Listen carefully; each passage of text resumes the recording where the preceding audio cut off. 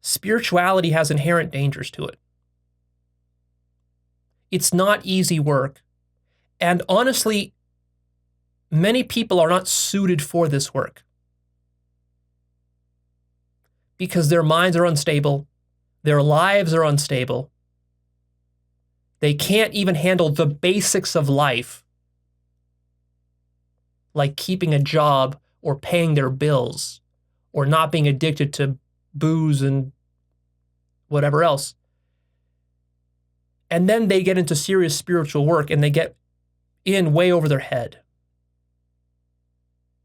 And they also probably lack the theoretical foundation. Because honestly, how many people have enough time and patience and wherewithal to sit through 300 hours of my talks?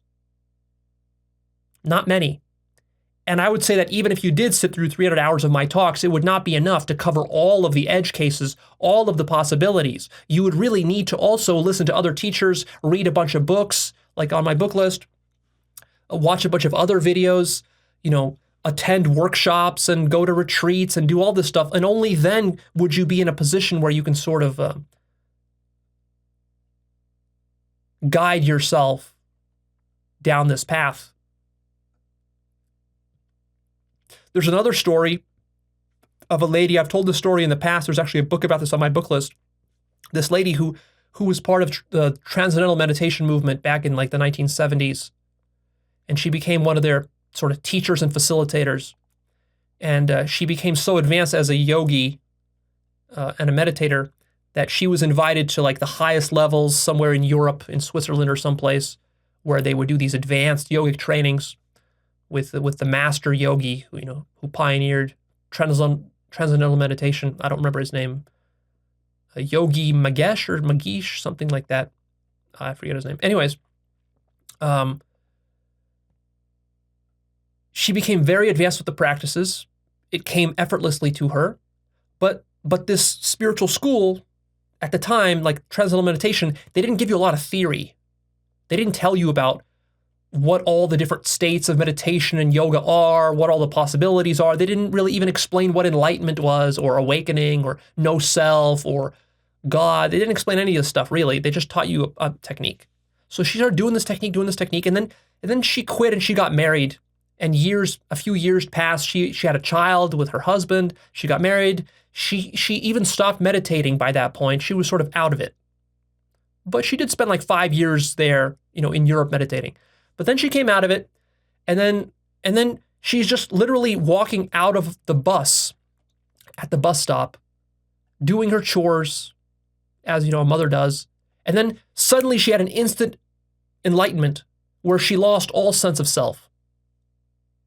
And she was completely dumbstruck and paralyzed by this occurrence because she had no reference point for what it was. She lost her sense of self entirely, as though it never even existed. And then she kind of came home to her husband, and she's just telling him, like, I have no more sense of self. And he's like, what do you mean? Where'd it go? What does it even mean to not have a sense of self? Right? A normal person doesn't understand these things. This was some time ago. This was before YouTube. This was like back in the 80s or something. I don't know. So there wasn't a lot of literature available about this. She didn't have a lot of information. And then, so she struggled for years with this sense of no self. She was terrified. She thought she was having some sort of mental disorder. She started going to therapists and shrinks who also didn't understand what was happening to her. They didn't know what awakening was. They didn't know what no self was. They didn't understand what yoga and meditation would do to a person at, advanced stages. And so, she got depressed. She had panic attacks every night. She couldn't sleep. She was stressed. This went on for years and years and years and years, until finally she accidentally ran into some kind of new therapist who had some sort of understanding of non-duality and awakening, and was able to actually introduce her to some sort of spiritual master who then was able to explain to her, like, oh, what you're going through, these are just the early stages of classical, Buddhist awakening. Nothing to be worried about. This is normal. In fact, it's a good thing that you lost your sense of self. And that completely reframed everything that was happening for her, and then she could be happy again. It took her a while, but she could be happy again. after a certain point. People like to talk about Eckhart Tolle as though he's this sweet, lovable, innocent little man, just sitting up there. He's being so sweet to you, telling you sweet little things, this little Eckhart Tolle German man. But what people don't realize, they don't connect these two simple dots using common sense, is that the reason Eckhart Tolle is this sweet little innocent man sitting there before you now is because in his like early 30s or 40s, I don't know how old he was, the dude was massively suicidally depressive for years. He was on the brink of killing himself. The way he writes it, as I remember it, that he was basically to the point where he was going to kill himself, like today. And then in his mind, it sort of something clicked and it said like, his mind said something like, well, either I'm going to kill myself today or I'm just going to completely surrender and stop resisting. And then he just surrendered and stopped resisting and he had his awakening. Now people hear that and they say, oh, well, how lovely, how wonderful and all that. Yeah, it's lovely and wonderful, but you don't know how it felt to go through years of the depression that led up to that. And you have no idea how close he came to killing himself. You see, because, for Eckhart Tolle now, in retrospect, you look at him, you see his whole life, it looks beautiful and wonderful and all this. But I want you to try to imagine how many people there are in the world like Eckhart Tolle who have been depressed and suicidal for years. And then they reach to the point where they've had enough and that's it. They're right on the brink. And then maybe they're going to have their awakening, but they don't and they end up killing themselves with pills or with a gun or something. And see, you don't hear about those people. Nobody ever tells you about those people. Those people don't go on Oprah Winfrey and they don't write a book that sells 50 million copies. And their face isn't all over YouTube and everywhere else. And they're not these sweet people. They're fucking dead. Or they're criminals. Or they're in an insane asylum.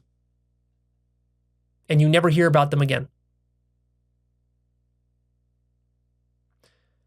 These are some of the dark realities of spiritual work.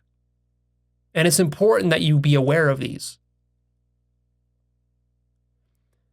Also, of course, it's important that you understand that we shouldn't fearmonger about spiritual work. So even though there are these rare edge cases and things can go horribly wrong, things can go horribly wrong with almost anything if you do it enough. Things can go horribly wrong with airplane travel, with car travel, with marriages, with relationships, with sex, with business, with investing in Wall Street. Things can go terribly wrong. It's just that these tend to be more socially acceptable and they're not threatening to the ego. Therefore, there's no incentive to play up when there's this kind of screw up. See, when an airplane crashes, it's tragic. People, mourn the loss, but we quickly move on because there's no incentive for the ego mind to latch onto and say, you see, airplanes are evil. Look how bad. I told you how bad it was. Flying in airplanes is a cult. People in a cult flying airplanes, they're fucking crazy. That's what's really going on. See, there's no incentive for the ordinary mind to do that with airplanes because airplanes don't threaten the ordinary mind. But with spiritual teachings, there is that incentive. And so the mind becomes very selective in how it cherry picks its data and what it emphasizes and what it doesn't.